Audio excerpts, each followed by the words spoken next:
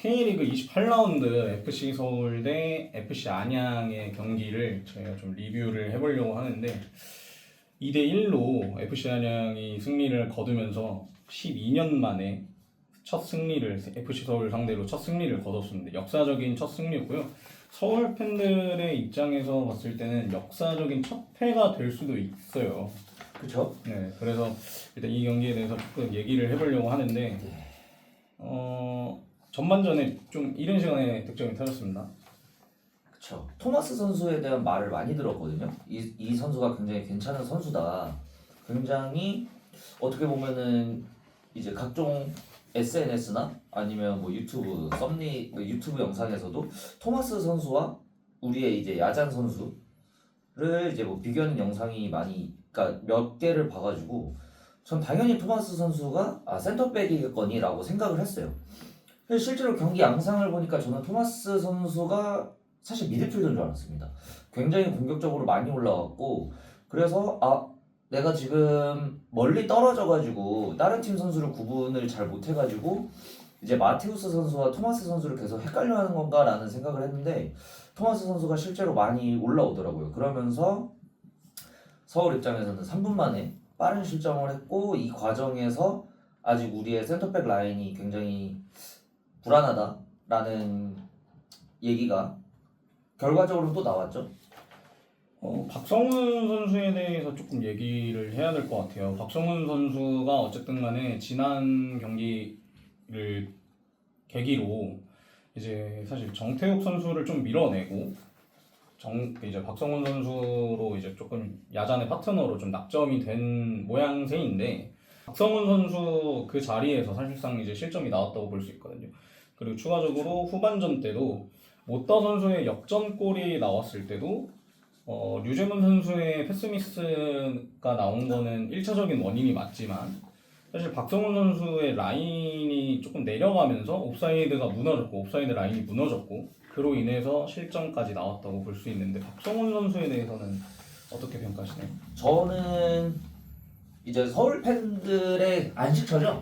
서울라이트 팬 커뮤니티에도 제가 사실 되게 예전부터 써왔던 글들이 있습니다.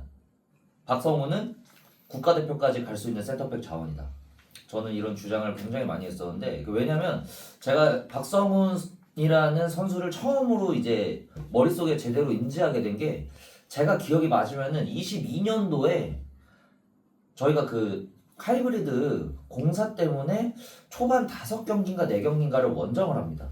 그러다가 이제 홈 개막전을 한 6번째인가에 시작을 하게 된, 그게 제주전이었어요. 코로나로 굉장히 많은 인원이 이탈을 한 상태였고, 그때 히카르도 선수가 이른 교체아웃을 하면서 박성훈 선수가 교체됐을 거예요. 교체돼서 투입을 했는데 저는 굉장히 인상적이더라고요. 이 선수가 데뷔전인 걸 감안하더라도, 그리고 센터백 치고는 이 키가 신장이 좀 낮은 걸 감안하고서라도 굉장히 그 제주 그 베테랑 공격수들을 상대하는 거에 있어서 신인답지 않고 해서 저는 좀 기대를 많이 갖고 있었어요.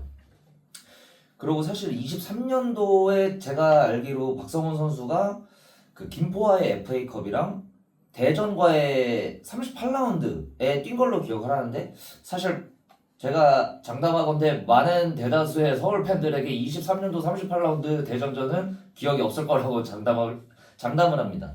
그리고 이제 24년도가 돼서 기회를 많이 받았는데, 저는 24년도에도 박성훈 선수를 굉장히 좋게 봤어요. 그리고 실제로 지난 울산전까지만 해도 박성훈은 내가 내 눈으로 본 그 선수가 맞구나라는 확신을 갖고 있었는데, 사실 안양전에 굉장히 아쉽게 2차례 다 실점의 원인이라고 표현하기는 좀 아쉽지만 관여가 됐죠?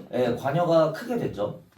근데 사실 제가 왜 그런 차이가 났을까라고 생각을 해봤다면, 울산전의 박성훈은 그렇게 뒷공간을 많이 맞을 일이 없었다고 생각을 해요. 왜냐면 안양 선수진이 갖고 온 컨셉과 울산 선수들이 갖고 온 컨셉이 굉장히 달랐다고 생각을 했기 때문에, 박성훈 선수가 그런 흔히 표현하는 거죠, 조기축구에서 뒷방을 맞을 그 일이 좀 더 적지 않았나. 근데 이제 안양 선수들은 사실 또 전술도 전술이었지만 이날 저는 좀 놀랐습니다. 안양 선수들한테.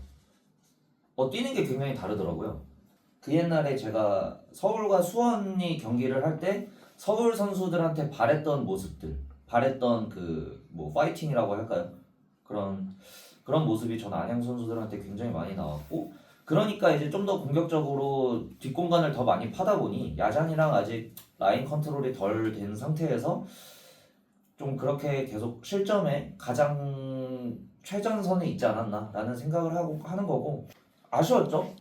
안양이 어쨌든 간에 이제 준비를 굉장히 좀 잘해왔다고 생각은 해요. 저는 일단은 정말 잘했습니다. 3백으로 나왔고, 그리고 이제 사실 서울이 수비 라인이 조금 지금 안정화가 돼 있지 않기 때문에, 그렇기 때문에 어쨌든 초반에 3분 만에 골을 터트림으로써 서울의 이제 계획을 조금 무너뜨렸고, 그로 인해서 서울의 플레이이 좀 많이 망가진 모습이었고요. 서울 같은 경우는 링가드 선수를 이번 경기에서는 왼쪽 윙으로 냅뒀습니다. 링가드 선수를 왼쪽 윙으로 냅두면서 링커 역할을 하기보단 약간 좀 측면에서의 공격적인 모습을 좀 발했던 것 같은데, 이 부분이 조금은 서울의 좀 패착이 아니었나.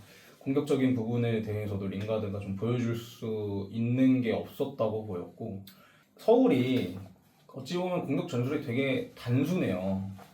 4-4-2 포메이션, 볼수 있죠. 4-4-2 포메이션에서 이제 왼쪽 측면을 조금 많이 두드리는 좀 모습을 많이 보이는데, 이 부분이 조금 어쨌든 이제 다른 팀 입장에서, 다른 팀 감독들의 입장에서는 이 부분만 막으면 되기 때문에 조금 단조로운 공격 패턴을 조금 바꿔야 되지 않을까라는 생각이 좀 듭니다. 그 FC 안양의 3분 만에 득점이 나오고, FC 안양이 그 이후로 조금 내려앉으면서 서울의 공격을 잘 막아냈었던 경기였고요. 전반전 때 후반 2분 만에 자책골로 어쨌든 동점을 만듭니다. 그리고 나서 후반 33분에 모따 선수의 극적인 역전골이 나오면서 역사적인 첫 승을 거두게 됐는데요. 경기 중간부터는 어쨌든 간에 FC 서울과 FC 안양, 어찌 보면은 FC 안양이 지금 기록적으로 봤을 때 파울이 17개, 경고가 총 7장이 나왔고, 서울은 3장, 경고가 3장, 파울이 7개가 나왔습니다. 굉장히 좀 과열된 모습이 좀 많이 나왔고, 특히 이제 코너킥 상황이죠. 코너킥 상황에서 조영욱 선수와 김훈 선수와의 그 좀 충돌 장면이 그렇죠. 충돌장면이 있었고, 그렇게 되면서 전체적인 선수들이 다 들러붙어서 조금 마찰이 있었던 장면도 있었는데, 이 또한 이 영구지 더비가 주는 의미가 아닌가 싶습니다. 처음 봤어요. 전 조영욱 선수를 2018년도에 입단하면서부터 봤을 때 조영욱 선수가 어떤 선수랑 이렇게 몸이 엉켜가지고 싸우는 걸 처음 봤고, 어떻게 보면 그래도 이 선수가 아직이 아니죠. 여전히 FC 서울의 그 헤리티지를 좀 지켜주고 있는 선수가 아닌가라는 그런 생각을 했고, 또 한편으로 조금 아쉬웠어요. 왜냐면 이제 파울로서만 봐도 사실 안양 선수들은 이게 어떤 컨셉인지 명확했단 말이에요. 정말 솔직히 좀 어떤 감정이 들었냐면, 그 옛날에 FC 서울과 수원 삼성의 슈퍼매치를 볼 때 한 2007, 8년도쯤 이제 귀네슈 감독 휘하에 이제 뭐 김진규 선수 있고 김한윤 선수 있고 뭐 이을용, 이청용, 기성용 이럴 때 그때 슈퍼매치를 좀 보는 기분이었거든요. 근데 그때는 이제 뭐 거의 뭐 흔히 말하는 벤치 클리어링이 거의 뭐 습관처럼 거의 경기당 한 번씩은 일어났다고 봐도 과언이 아니었는데, 좀 그 당시 시절이 좀 떠오르면서 저 사람들은 지금 이 중요한 매치에 대해서 나오는 그 임하는 자세가 확실히 좀 다르구나, 좀 그런 걸 느꼈고, 그래도 또 거기서 또 조영욱 선수가 똑같이 이렇게 해주면서 이 선수도 지금 이 경기가 어떤 의미인지 잘 아는구나. 그래서 좀 선수들도 확실히 좀 그런 이 경기의 의미를 좀 퇴색되지 않게, 아니면 이 경기의 의미를 좀 더 본인 팀에 확실하게 가져가려고 하는 뭐 그런 선수들의 모습이 보이지 않았나라는 좀 개인적인 감상이었습니다. 그거는. FC 한양 선수들을 제가 봤을 때는 약간 좀 로마 시대 때 검투사들이 나와가지고 내가 얘를 꼭 죽여야만 살아남을 수 있겠다. 그쵸. 사실 그런 생각이 정말 많이 들었죠. 네, 그런 마인드로 좀 나온 게 아닌가. 1차전 때 이 김기동 감독님이 그 얘기를 그대로 하셨습니다. 이 콜로세움을 아느냐, 콜로세움이 무엇인지 아느냐, 저 상대방을 죽어야 내가 사는 그런 전장터인데 오늘 우리는 그곳에 나간다라는 마음으로 경기에 임해라라는 이제 말을 해서 그 당시 많은 서울 팬들의 가슴이 뜨거워졌어요. 아, 이 감독은 우리의 마음을 알아주는구나라고 이제 했는데 사실 이번 경기에는 안양 선수들이 그런 그 정말 그 자세라고 할까요? 태도가 보였고 서울 선수들한테는 솔직히 그렇게 많이 보이지 않아서 이제 양 팬덤 간의 그 희비 교차가 확실했죠. 이게 서울 팬으로서의 감정을 조금 빼고 말을 하자면 FC 한양 선수들은 어쨌든 간절함이 조금 있었던 것 같고, 왜냐면 일단 FC 한양이 놓인 위치가 뭐 결국엔 강등권에 놓여져 있는 위치였고, 그리고 이제 12년 만에 FC 서울을 상대로 꼭 승리를 하겠다, 첫 승리를 거두겠다라는 의지가 굉장히 돋보였기 때문에, 그렇기 때문에 어쨌든 FC 한양 선수들이 조금은 더 전투적으로 조금 검투사의 마인드를 갖고 내가 이 선수들을 꼭 다 죽이겠다, 내가 얘네들을 꼭 다 이기겠다라는 마인드로 조금 경기에 나선 게 아닌가 싶습니다. 너무 과열이 돼서 뭐 눈살을 찌푸리지 그쵸. 않는 정도의 선에서의 서로의 네. 그런 거는 뭐 저는 스포츠를 보는 사람으로서 뭐 충분히 네, 있을 수 있지 않나 생각합니다. 저 사실 이제 좀 경기가 중간에 좀 과열이 좀 많이 되긴 했어요. FC 한양 같은 경우 어쨌든 기록적으로 나왔을 때 17개의 파울이 나왔고 경고가 심지어 7장이었거든요. 그렇죠. 양 팀 합쳐서 경고가 10장이었다라는 거는 많이 거칠었다라는 뜻이긴 한데 이렇게 해서 승리를 가져갔다라면 그건 그것대로 저는 안양의 전략이 잘 먹혔다고 생각을 해요.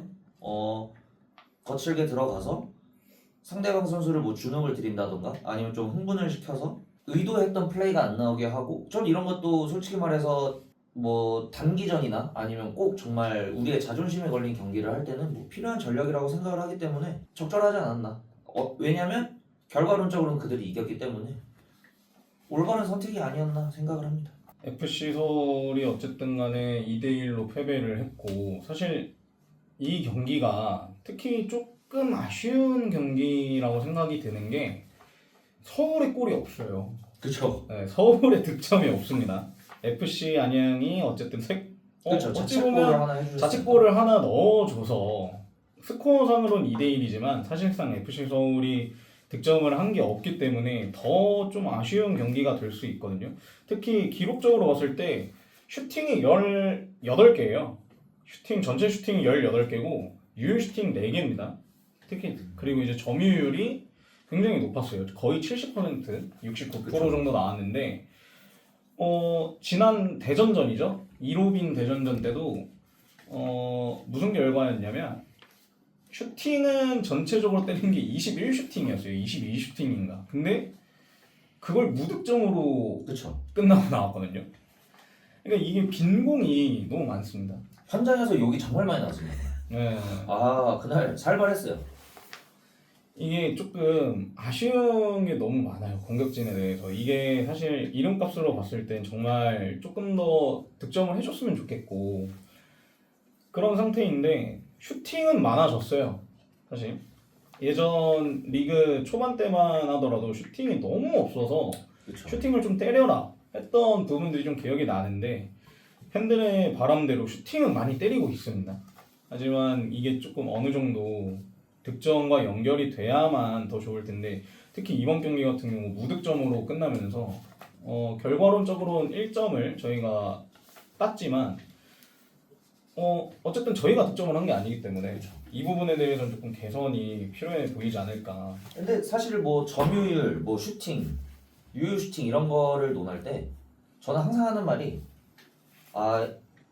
이 기록에 너무 매몰돼서 이 경기를 바라보면 안 된다라고 저는 개인적으로 생각을 하는 게 저는 과연 점유율이 높았다고 해서 서울이 의도적인 축구를 했는가?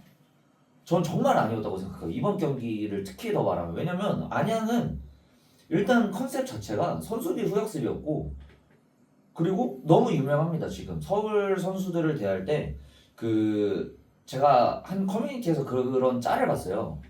대구였나? 대구의 코치진이 아마 서울은 내려앉으면은 그걸 뚫을 수가 없다라는 말을 하는 그죠. 장면이 있어요. 두줄 그러면 사실 이거는 서울이 무슨 주도적인 축구를 한 게 아니라 서울은 그냥 못 뚫은 거예요. 결국 방안을 못 만들었기 때문에 의미 없는 슈팅이 18개가 나왔고, 그 와중에 유효 슈팅은 고작 4개밖에 안 나온 거였거든요. 그래서 사실 저는 이게 슈팅이 늘어났다고 해서 뭔가 발전하고 있나? 아니면 뭔가 개선이 되고 있나? 그거에 대해서 좀 의문이 많이 들더라고요, 개인적으로. 서울이 지난 삼루빈 대구전 때도 2대2로 어쨌든 간에 비기긴 했습니다만 그렇죠. 그날 경기도 조금 대구가 내려앉았거든요. 많이 내려앉았고. 많이 내려앉아서. 근데 이제 많이 내려앉은 상태에서도 굉장히 좀 답답한 공격을 계속 풀어나가다가 기어코 이제 동점골을 만들어서. 그렇죠. 실제로 그리고 또 골망을 흔든 거는 대구가 3번의 골망을 흔들었었기 때문에 골 취소가 한번 돼가지고 그쵸. 그나마 네, 살았던 거 2대2로. 아니겠습니까? 그 골 취소 장면도 역습이었어요. 그러니까 지금 서울은 모든 팀이 알아요. 얘네 내려앉아서 역습을 하면은 이거 못 뚫는다. 이걸 아는데 왜 그러면 울산을 이겼을까라고 생각을 해보니, 사실 내가 신태용이어도 저는 울산 선수들 데리고 선수비 후역습 안 할 것 같거든요. 지금 당장. 그렇기 때문에 이제 맞불을 놓는 팀한테는 이게 돼요. 근데 이제 숙제는 서울은 지금 하위권 팀들에게 이 선수비 후역습을 컨셉으로 가져가는 팀들에게 너무 취약하다. 그래서 까딱해서 하위 스플릿에 떨어지게 된다면 남은 그 후가 좀 불안하지 않을까라는 개인적인 그런 생각이 들고, 안양 선수들은 정말 본인들이 갖고 나온 컨셉 그대로 선수비 후역습을 정말 잘해서 그게 2개 다 들어갔고, 갖고 나온 컨셉의 승리와 패배가 명확하게 갈린 2팀이 아니었나. 이제 28라운드를 지난 시점이라 이제 사실 경기 수가 어느덧 벌써 9월이어서 이제 그쵸. 사실 이제 몇 경기 안 남았습니다. 몇 경기 안 남았고, 그렇기 때문에 조금 더 치고 올라가기 위해서는 어쨌든 전술의 조금 다양함을 조금 더 가져가야 되지 않을까. 저 이제 남은 스플릿을 나뉘기 전까지 딱 5경기 남아 있습니다. 이 5경기가 사실 안 중요한 경기가 없지만 이 5경기에 남은 스플릿에 그 목숨이 좀 달려 있지 않을까, 개인적으로 그렇게 생각을 해봅니다. 추가적으로 또 아챔을 나가야 돼서 아챔 경기도 이제 또 남아 있고. 저도 무슨 영국에서처럼 칼링컵 이런 느낌이 아니잖아요. 챔피언스 리그잖아요. 절대 소홀히 할 수 없는 리그이기 때문에 지금 감코진 이하 선수진들 이런 생각을 분명히 하고 계실 거예요. 그래서 이 부분은 이 휴식기 동안 좀 잘 다잡았으면 좋겠습니다.